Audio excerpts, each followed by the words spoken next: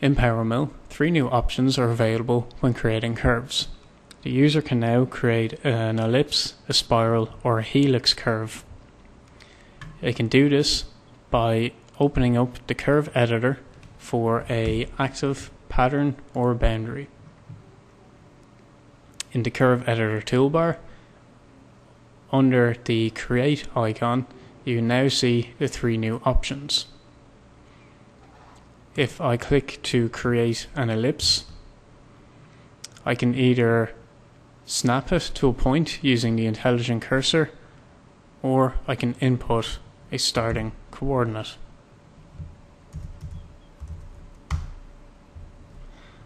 Once I have my curve placed, the options form will open up. For an ellipse, I can define either the major axis length, the minor axis length, and the points in each quadrant of the curve. I can also interactively use the grab handles to control some of these options. Once I have my curve created, I just hit OK. It is worth pointing out though that once you have created it, it is not editable afterwards.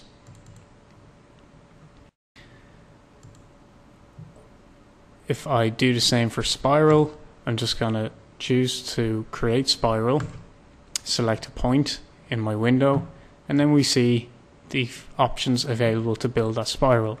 We have a starting radius, an end radius, a number of turns between these two radii, and then points in each turn.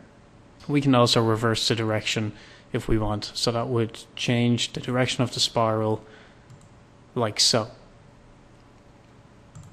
And finally, the third new addition is to create a helix.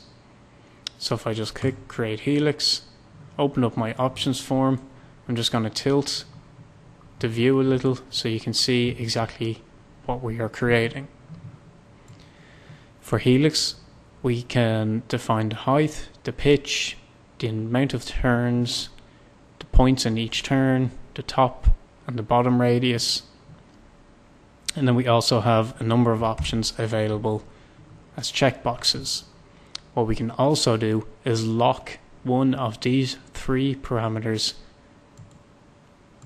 where if we enter the value of the others, the locked one will remain the same, and we can only lock one at a time. So again, once I create my curve and hit OK, it is now uneditable within PowerMILL. If you need to make changes, you would have to create a new curve. These 3 new additions to PowerMILL are designed to make it easier for users to migrate between PowerShape and PowerMILL. These options are already available in PowerShape, so it just improves the usability of PowerMILL as a whole.